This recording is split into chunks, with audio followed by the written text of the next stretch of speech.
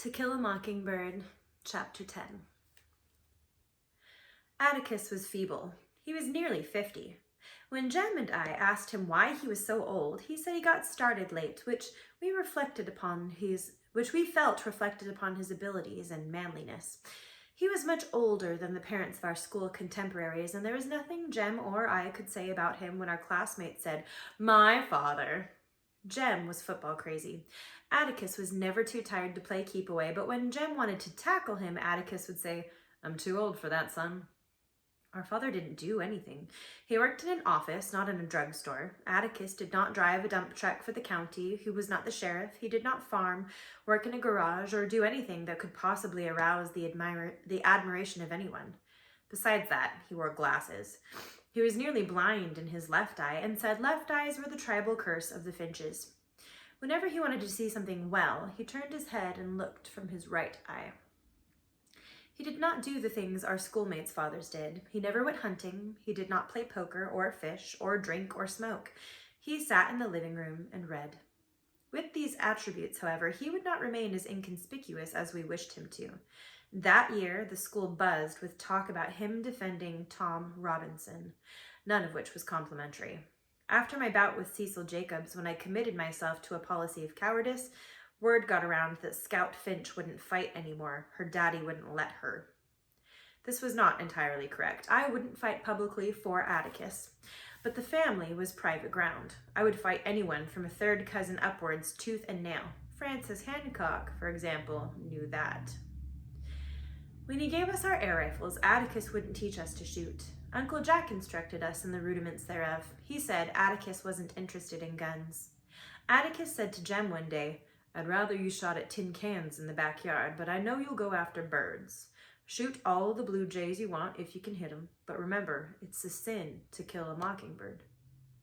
That was the only time I ever heard Atticus say it was a sin to do something, and I asked Miss Maudie about it. "Your father's right," she said. "Mockingbirds don't do one thing but make music for us to enjoy. They don't eat up people's gardens, don't nest in corn cribs. They don't do one thing but sing their hearts out for us. That's why it's a sin to kill a mockingbird." "Miss Maudie, this is an old neighborhood, ain't it?" "Been here longer than the town." "No, I mean, the folks on our street are all old. Jem and me's the only children around here. Mrs. DeBose is close on to 100, and Miss Rachel's old, and so are you and Atticus." "I don't call 50 old," said Miss Maudie tartly. "Not being wheeled around yet, am I? Neither's your father. But I must say Providence was kind enough to burn down that old mausoleum of mine. I am too old to keep it up. Maybe you're right, Jean Louise. This is a settled neighborhood. You've never been around young folks much, have you?" "Yes, I'm at school." "I meant young grown-ups. You're lucky, you know. You and Jem have the benefit of your father's age. If your father was 30, you would find life quite different." "I sure would. Atticus can't do anything." "You'd be surprised," said Miss Maudie. "There's life in him yet." "What can he do?" "Well, he can make somebody's will so airtight can't anybody meddle with it." "Shoot." "Well, did you know he's the best checker player in this town? Why, down at the landing when we were coming up, Atticus Finch could beat everybody on both sides of the river." "Good Lord, Miss Maudie, Jem and me beat him all the time." "It's about time you found out it's because he lets you." "Did you know he can play a Jew's harp?" This modest accomplishment served to make me even more ashamed of him. "Well," she said. "Well, what, Miss Maudie?" "Well, nothing. Nothing. It seems with all that you'd be proud of him. Can't everybody play a Jew's harp? Now keep out of the way of the carpenters. You better go on home. I'll be in my azaleas and can't watch you. A plank might hit you." I went to the backyard and found Jem plugging away at a tin can, which seemed stupid with all the blue jays around. I returned to the front yard and busied myself for 2 hours erecting a complicated breastworks at the side of the porch, consisting of a tire, an orange crate, the laundry hamper, the porch chairs, and a small U.S. flag Jem gave me from a popcorn box. When Atticus came home to dinner, he found me crouched down, aiming across the street. "What are you shooting at?" "Miss Maudie's rear end." Atticus turned and saw my generous target bending over her bushes. He pushed his hat to the back of his head and crossed the street. "Maudie," he called, I thought I'd better warn you. You are in considerable peril.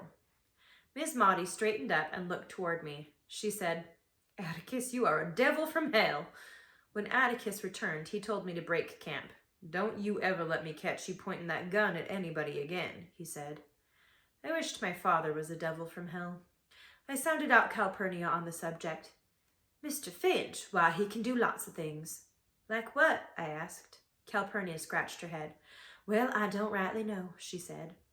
Jem underlined it when he asked Atticus if he was going out for the Methodists, and Atticus said he would break his neck if he did. He was just too old for that sort of thing. The Methodists were trying to pay off their church mortgage and had challenged the Baptists to a game of touch football. Everybody in town's father was playing, it seemed, except Atticus. Jem said he didn't even want to go, but he was unable to resist football in any form, and he stood gloomily on the sidelines with Atticus and me, watching Cecil Jacob's father make touchdowns for the Baptists. One Saturday, Jem and I decided to go exploring with our air rifles to see if we could find a rabbit or a squirrel. We had gone about 500 yards beyond the Radley place when I noticed Jem squinting at something down the street. He had turned his head to one side and was looking out the corners of his eyes. What you looking at? That old dog down yonder, he said. That's old Tim Johnson, ain't it? Yeah. Tim Johnson was the property of Mr. Harry Johnson, who drove the Mobile bus and lived on the southern edge of town. Tim was a liver-colored bird dog, the pet of Maycomb. What's he doing? I don't know, Scout. We better go home. Oh, Jim, it's February. I don't care. I'm going to tell Cal. We raced home and ran to the kitchen. Cal, said Jem, can you come down the sidewalk a minute? What for, Jem? I can't come down the sidewalk every time you want me. There's something wrong with an old dog down yonder. Calpurnia sighed. I can't wrap up any dog's foot now. There's some gauze in the bathroom. Go get it and do it yourself. Jem shook his head. He's sick, Cal. Something's wrong with him. What's he doing, trying to catch his tail? No, he's doing like this. Jem gulped like a goldfish, hunched his shoulders, and twitched his torso. He's going like that, only not like he means to. Are you telling me a story, Jem Finch? Calpurnia's voice hardened. No, Cal, I swear I'm not. Was he running? No, he's just moseying along, so slow you can't hardly tell it. He's coming this way. Calpurnia rinsed her hands and followed Jem into the yard. I don't see any dog, she said. She followed us beyond the Radley place and looked where Jem pointed. Tim Johnson was not much more than a speck in the distance, but he was closer to us. He walked erratically, as if his right legs were shorter than his left legs. He reminded me of a car stuck in a sand bed. He's gone lopsided, said Jem. Calpurnia stared, then grabbed us by the shoulders and ran us home. She shut the wood door behind us, went to the telephone and shouted, Give me Mr. Finch's office! Mr. Finch, she shouted. This is Cal. I swear to God there's a mad dog down the street apiece. He's coming this way. Yes, sir. He's... Mr. Finch, I declare he's... Old Tim Johnson. Yes, sir. Yes, sir. Yes. She hung up and shook her head when we tried to ask her what Atticus had said.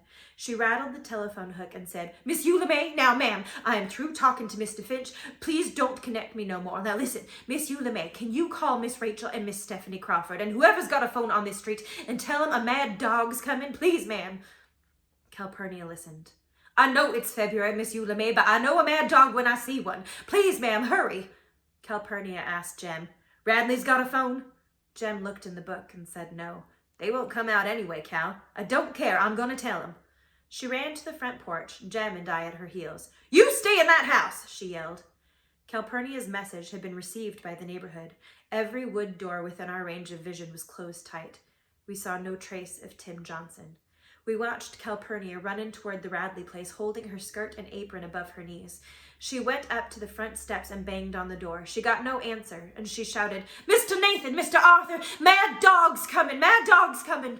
She's supposed to go round and back, I said. Jem shook his head. Don't make no difference anyhow, he said. Calpurnia pounded on the door in vain. No one acknowledged her warning. No one seemed to have heard it. As Calpurnia sprinted to the back porch, a black Ford swung into the driveway. Atticus and Mr. Heck Tate got out. Mr. Heck Tate was the sheriff of Maycomb County.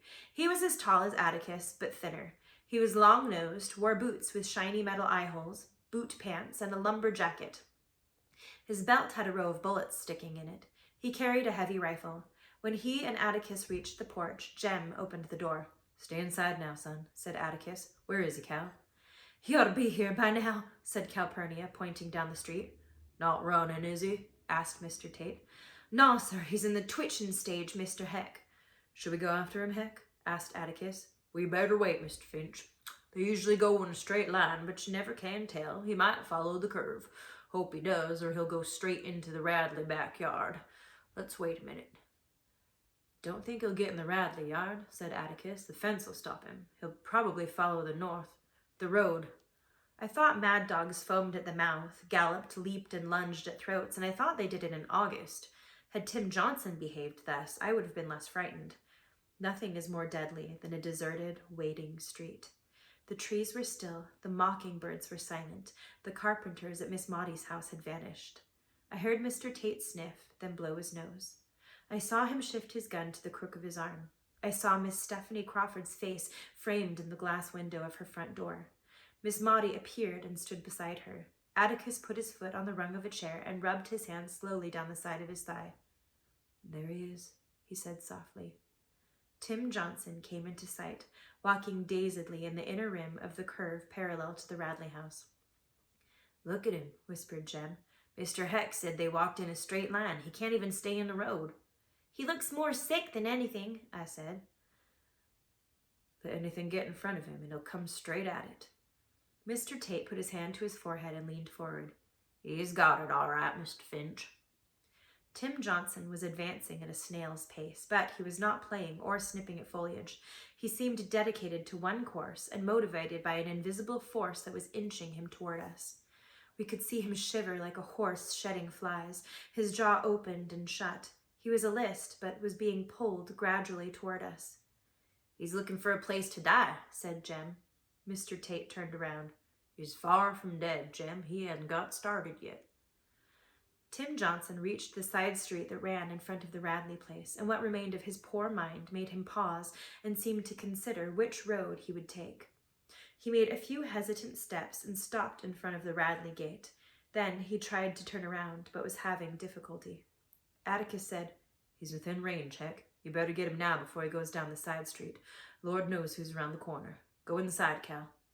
Calpurnia opened the screen door, latched it behind her, then unlatched it and held onto the hook. She tried to block Jem and me with her body, but we looked out from beneath her arms. "Take him, Mr. Finch." Mr. Tate handed the rifle to Atticus. Jem and I nearly fainted. "Don't waste time, Heck," said Atticus. "Go on." "Mr. Finch, this is a one-shot job." Atticus shook his head vehemently. "Don't just stand there, Heck. He won't wait all day for you. For God's sake, Mr. Finch, look where he is. Miss, and you'll go straight into the Radley house. I can't shoot that well, and you know it." "I haven't shot a gun in 30 years. Mr. Tate almost threw the rifle at Atticus. "I'd feel mighty comfortable if you did now," he said. In a fog, Jem and I watched our father take the gun and walk out into the middle of the street. He walked quickly, but I thought he moved like an underwater swimmer. Time had slowed to a nauseating crawl. When Atticus raised his glasses, Calpurnia murmured, "Oh, sweet Jesus, help him," and put her hands to her cheeks. Atticus pushed his glasses to his forehead. They slipped down, and he dropped them in the street. In the silence, I heard them crack. Atticus rubbed his eyes and chin. We saw him blink hard. In front of the Radley gate, Tim Johnson had made up what was left of his mind. He had finally turned himself around to pursue his original course up our street. He made 2 steps forward, then stopped and raised his head. We saw his body go rigid. With movements so swift they seemed simultaneous, Atticus's hand yanked a ball-tipped lever as he brought the gun to his shoulder.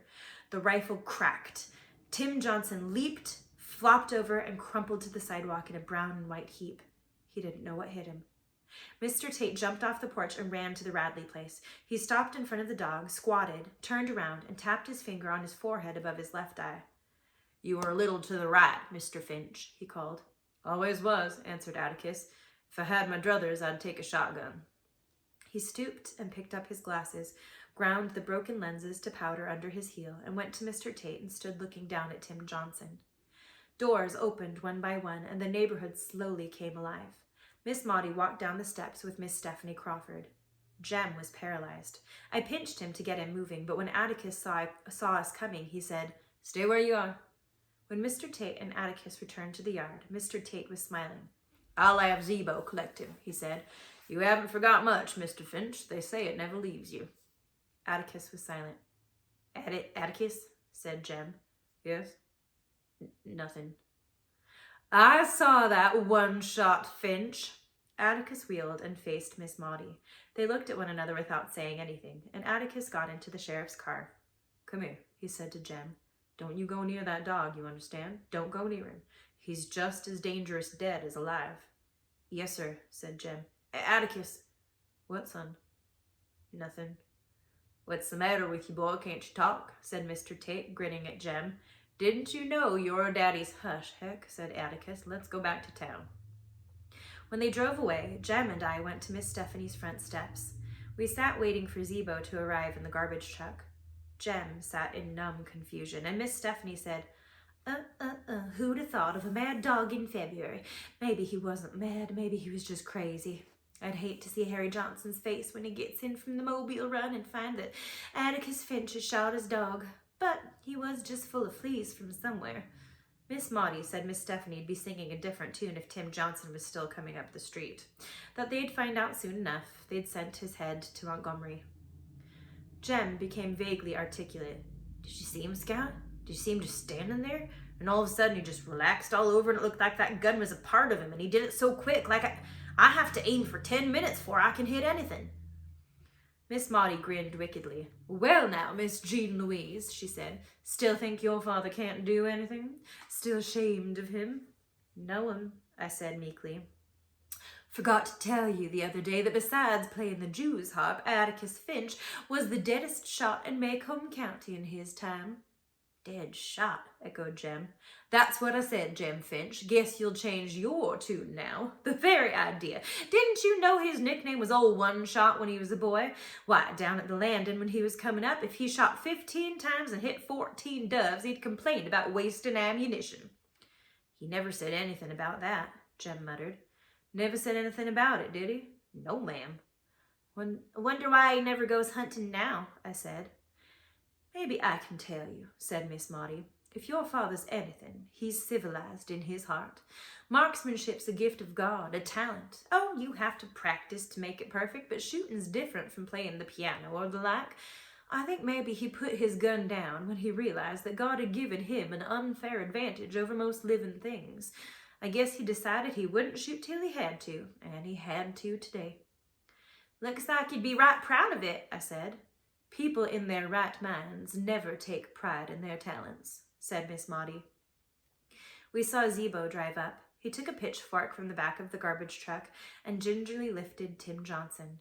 He pitched the dog onto the truck, then poured something from a gallon jug on and around the spot where Tim fell. "Don't y'all come over here for a while," he called. When we went home, I told Jem we'd really have something to talk about at school on Monday. Jem turned on me. "Don't say anything about it, Scout," he said. "What? I certainly am. Ain't everybody's daddy the deadest shot in Macomb County?" Jem said, "I reckon if he wanted us to know it, he'd have told us. If he was proud of it, he'd have told us." "Maybe it just slipped his mind," I said. "Nah, Scout, it's something you wouldn't understand. Atticus is real old, but I wouldn't care if he couldn't do anything. I wouldn't care if he couldn't do a blessed thing." Jem picked up a rock and threw it jubilantly at the car house. Running after it, he called back, "Atticus is a gentleman, just like me."